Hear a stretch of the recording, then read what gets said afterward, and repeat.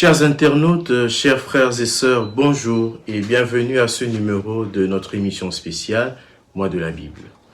Nous vous proposons aujourd'hui un thème important qui est un aspect indispensable dans le vécu quotidien de la vie chrétienne. Notre thème est donc le pardon dans la Bible. Le pardon est l'un des thèmes importants évoqués dans la Bible. Il est abordé sous différents angles et à travers de nombreuses histoires que l'on trouve dans les Écritures saintes. Il est étroitement lié à l'amour de Dieu pour l'humanité et à la relation que nous sommes appelés à entretenir avec lui et avec nos semblables. Le pardon est l'expression de l'amour infini de Dieu.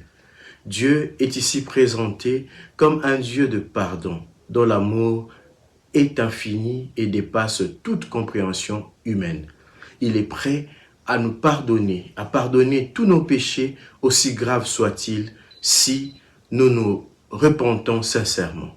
Cela nous fait penser au pardon qu'il a eu à accorder au peuple Israël malgré ses multiples infidélités et égarements. Nous pouvons lire Jérémie 31, 34, Jérémie 33, 8, Isaïe 33, 24, Hébreux 8, 12 et Deutéronome 21, 8.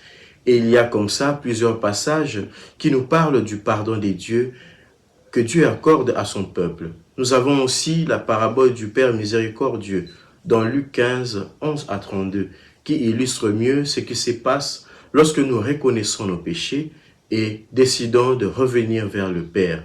Et lui, à son tour, nous accorde le pardon et nous accueille à nouveau dans sa maison. Il nous ouvre son cœur et renouvelle en nous son amour. La grandeur du pardon se comprend aussi à travers le sacrifice du Christ sur la croix. Le sacrifice de Jésus-Christ sur la croix est le plus grand acte de pardon jamais accompli. Il a versé son sang pour nous réconcilier avec Dieu et nous offrir la possibilité d'être pardonnés. Tout ceci nous enseigne que le pardon des dieux est un don gratuit, une grâce que nous ne méritons pas. Il nous est offert par amour et par miséricorde. Cependant, chers frères et sœurs, le Christ insiste sur le pardon mutuel. Dans son enseignement, Jésus a insisté sur l'importance du pardon mutuel. Il nous a enseigné à pardonner à ceux qui nous ont offensés, comme notre Père Céleste nous pardonne.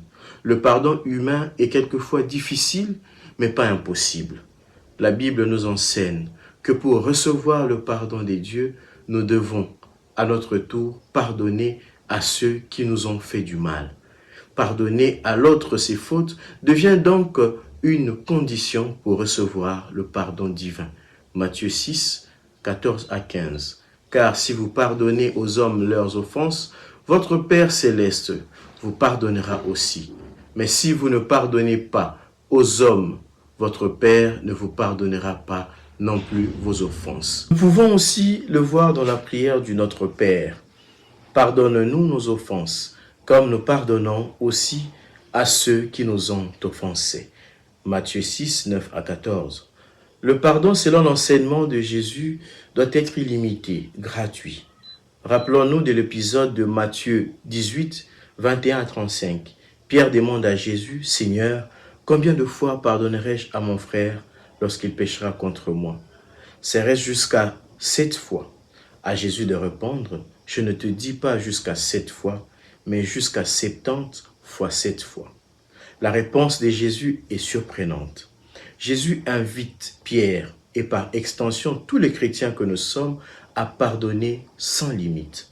Le nombre 70 fois 7 est un chiffre exorbitant qui souligne l'infinité du pardon divin.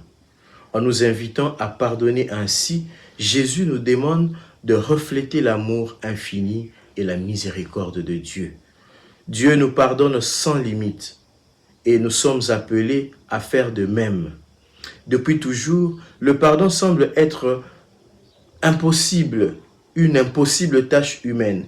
Bien sûr, pardonner indéfiniment est une tâche qui semble impossible pour un être humain. Mais c'est précisément là que réside la beauté et la profondeur de l'enseignement de Jésus. Il nous appelle à dépasser nos limites humaines et à nous laisser guider par l'Esprit Saint. L'invitation à pardonner 77 fois 7 fois est un appel à vivre selon l'amour de Dieu. C'est un défi, mais aussi une grâce qui nous transforme et nous rapproche des dieux. Le pardon est un processus qui nécessite du temps et de l'effort. Il nous permet de libérer les rancunes et de guérir les blessures émotionnelles. Le pardon nous libère de l'amertume, de la colère et de la haine. Il permet de renouer des liens brisés et de restaurer des relations.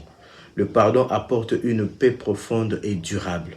Être blessé par quelqu'un est une expérience douloureuse. Il est naturel de vouloir que justice soit faite et de ressentir de la colère. Ainsi, le pardon exige d'humilier son orgueil et de reconnaître que l'autre a le droit d'être pardonné. Pour terminer, chers frères et sœurs, retenons que le pardon est un élément essentiel de la vie chrétienne. Il est un reflet de l'amour des dieux et une condition indispensable pour vivre en paix avec soi-même et avec les autres. Éphésiens 4, 32 affirme si bien: « Soyez donc les uns envers les autres bons, compatissants, vous pardonnant mutuellement comme Dieu vous a pardonné en Jésus-Christ. » Alors, pardonnez les autres et sachez aussi demander pardon quand il vous arrive d'offenser l'autre. Le pardon est cet élément essentiel qui donne le goût au vivre ensemble et qui facilite la synodalité. Que Dieu vous bénisse.